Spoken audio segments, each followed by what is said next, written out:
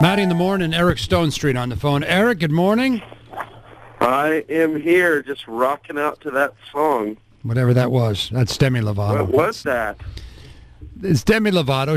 The people listen to her in Kansas City or wherever you're from. They listen to her in L.A. I just had never heard that song before. I'm going to download it as soon as we get up. Of course you are. Of course you are. You should download it immediately. Yeah. Well, hello there, Mr. Emmy. How's it going? We need to talk about those Emmys, do we? Well, it's weird because, like, you were nominated. Wasn't every single nominee in that category on your show? The first year we were all nominated except Ed, and then the last 2 years the adults have all been nominated. Yeah, very lucky, very fortunate. But that's got to be weird that you won. Like, how do you even go back to the table? It's just like... Well, I won the first year. Ty won last year, and I won again. I mean, and then same with Julie. Julie's won 2, and Sophia hasn't won. And it's no big deal. We don't care about that kind of stuff.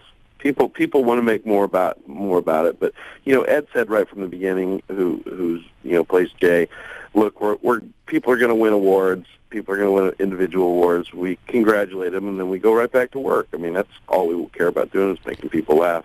Well, that's because, it's a extremely popular show. I think that if the show was going off the air and you get an Emmy on the way out the door, that's pretty cool. Helps get the next gig. Yeah, for sure. No, it's all fun. That's a fun night, and the fact that we all get to go together and be nominated look, we know that's not going to be the case forever, so we just try to enjoy it. There'll be another new show very soon with another new cast, and they'll all get nominated, and we'll be shoved to the back. Okay. That's that Midwestern sensibility you have, Eric, that you're a solid guy from Kansas City. You know how it works. You know what I mean? Right. Don't get too high, don't get too low. That's exactly, hey, man, that's what I've done my whole career. People are always, so surprised with how unexcited I am about things. I'm like, listen, that's what 13 years of constant rejection before Modern Family does to you. It sort of takes away the excitement, and I have to work on it. Honestly, I do have to make myself enjoy some of the perks of the job and the business a little more than I normally would. But it's true, if you let yourself get too down, or if you let yourself get too excited, then there's reason to think that you'd have to, pay attention to the valleys of the career as well, which I never really wanted to do too much. So I just try to keep it even. You're like the first guy that I've met who has as dark a look at his own success as I do. I was thinking of that when they put me in the Massachusetts Hall of Fame because I lived long enough, and so I've done a lot of interviews, and people say, "Boy, you're doing great," and I go, I don't know, I just feel the same, and then I thought I needed therapy because I couldn't enjoy the highs until I met you now, Eric, and now I feel normal. I feel like we should hang out. I think it might be depressing to hang out. You'd say, "Well, I haven't done a damn." So funny. Yeah, you're doing Eric, I feel like I need to get. What am I supposed to do? Am I supposed to walk around telling people, bringing it up in conversation? Won a couple Emmys. I don't know if you know that or not, but it's you have to find this happy balance. And I have my private secret moments where I walk through my house and I casually catch the Emmy out of the corner of my eye and say, "Oh yeah, I won one of those. That's pretty cool." I have those moments with myself. I don't need to have them with other people. I think you need some kind of affirmation of some kind, just say, you know what, like in the mirror. You get in the mirror, you say, "Hey, I'm Eric, and I'm doing great." Yeah. We get the affirmation that's a good point. Jesse and I and everybody on the show, we get the affirmation from the people. We get to go out and go into the world where we meet people that watch our show, and Twitter is good affirmation. Sometimes it can be the opposite of good affirmation. Sometimes people just want to tweet me that they think I'm a jerk. But oh God, you really seek out the dark. Oh my God, Eric and I are we're like compadres. You know what I love about yours? I mean, obviously your show's very, very well written. You guys are great actors, and it's a funny show, and the comedic timing is outstanding.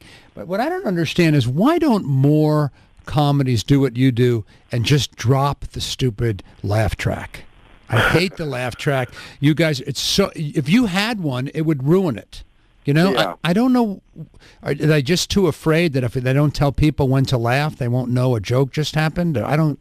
Do you know what I'm saying? You know, here's the thing.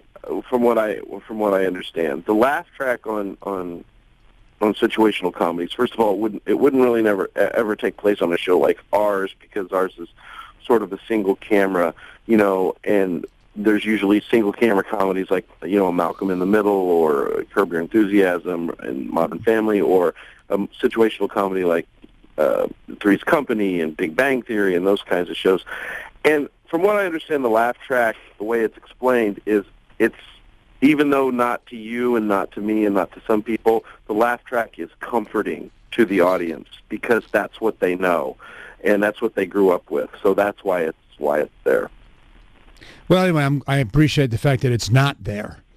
Yeah, well, we're happy it's not there, too. You know, our show is unique. It was unique from the beginning as far as what it was and what it wasn't. So we definitely are a hybrid of a few different shows. And, you know, listen, the reason we're a big, giant success or hit or whatever you want to call it is because, you know, they don't come around that often. And when something works, it just works, and it's kind of unexplainable. And from the beginning, you know, I think people felt like they knew the characters on Modern Family. They knew the family. They wanted to be with the family. And that's the magic you can't really, you know, bottle up. And if you could, every network would do it and have giant, you know, hit TV shows where actors win 2 Emmys. Hello.